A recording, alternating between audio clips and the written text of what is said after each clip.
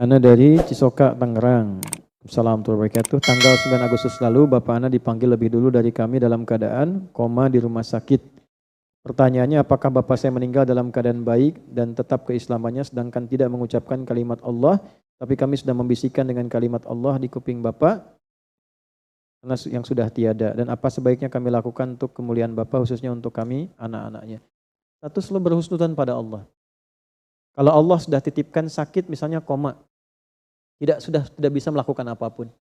Husnudzan dulu dengan syukur kepada Allah bahwa semua fungsinya menjelang wafat ditutup untuk berbuat maksiat. Itu dulu. Terima kasih ya Allah yang Engkau cukupkan ayah kami dalam keadaan saat ini untuk menerima kebaikan saja dan Engkau tutup fungsi-fungsinya dari perbuatan maksiat. Sehingga lisannya tidak berkata yang salah lagi, matanya tidak berkata yang salah lagi sebelum ia wafat. Lalu Anda tadi sudah bisikkan kalimat-kalimat thayyibah, kalimat-kalimat kebaikan, husnudzan kepada Allah, sampai kepada Allah, Allah perintahkan malaikat untuk menyampaikan itu pada keadaan dirinya, walaupun tak terucap di lisannya. Jelas ya? Husnudzan. Setelah itu apa? Setelah itu wafat, meninggal, diselesaikan semua kewajiban beliau. Kalau Anda bertanya apa yang terbaik, satu yang tidak ada biaya menggunakan lisan saja yaitu doa. Ya, satu apa? Doa. Nah, yang kedua, praktekkan semua ilmu yang pernah diajarkan ayah dan amanat yang baik-baik. Praktekkan. Jelas?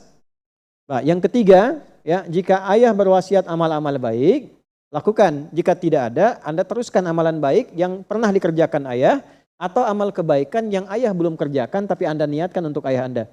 Tiga-tiganya terkumpul dalam satu hadis, 9 lafaz di hadis Muslim. Idza mata al-insanu. Idza mata al-insanu. Riwayat kedua, idza matal abdu. Kemudian diterjemahkan dalam tafsir hadisnya, idza mata ibnu Adam. Ini yang populer tafsir hadisnya. Redaksinya, idza matal insan, idza matal abdu. Jika manusia yang sibuk itu wafat, meninggal, in qata'a sa'iru amali, maka semua amalnya selesai. Semua pahalanya pun selesai. Illa min thalathatin, kecuali 3 hal saja yang pahalanya masih mengalir. Satu apa? Waladin solihin yada'u. Anak soleh yang mendoakannya. Maka jadilah anak-anak yang soleh, jangan putus doa. Setiap selesai sholat minimal berdoa.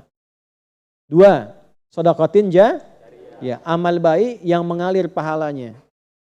Ya, jadi apa itu? Kalau ayah punya amal baik yang sudah ia kerjakan dalam hidup, misalnya pernah ikut renovasi masjid.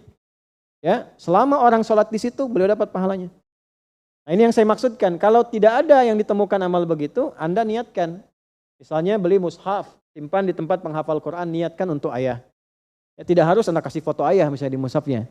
Ya, tidak harus demikian, cukup Anda niatkan. Ya, kemudian dengan izin Allah, ya harapkan cahayanya, kebaikannya sampai kepada beliau.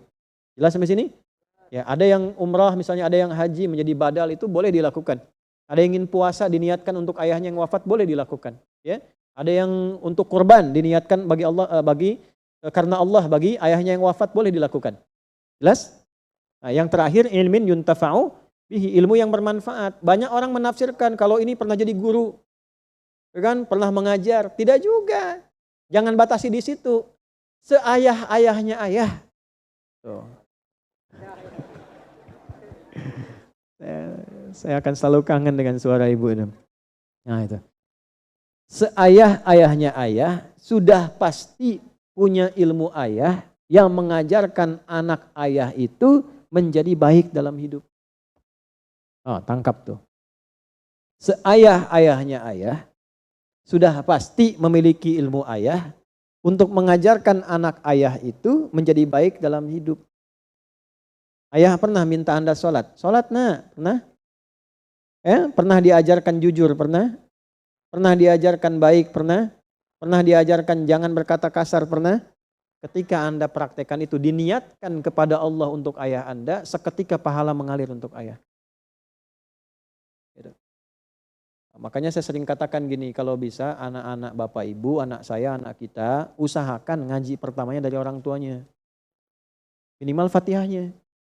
Ya, ketika meninggal anak itu baca Fatihah, setiap baca dalam sholat itu jadi cahaya di alam kubur untuk ayah andanya. Usahakan. Usahakan pernah di lisan kita itu membimbing anak. Nah, itulah ilmin yuntafa'u bihi. Ingat, makanya kalau sudah dapat Quran, Ya, saya selalu katakan pada anak-anak kami di pesantren juga di sekolah, ya, terutama ayahnya yang sudah meninggal, kalau kangen tuh baca Quran.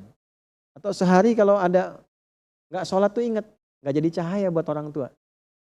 Nah, itu yang membuat kita semakin rajin meningkatkan ibadah itu ya. Insya Allah.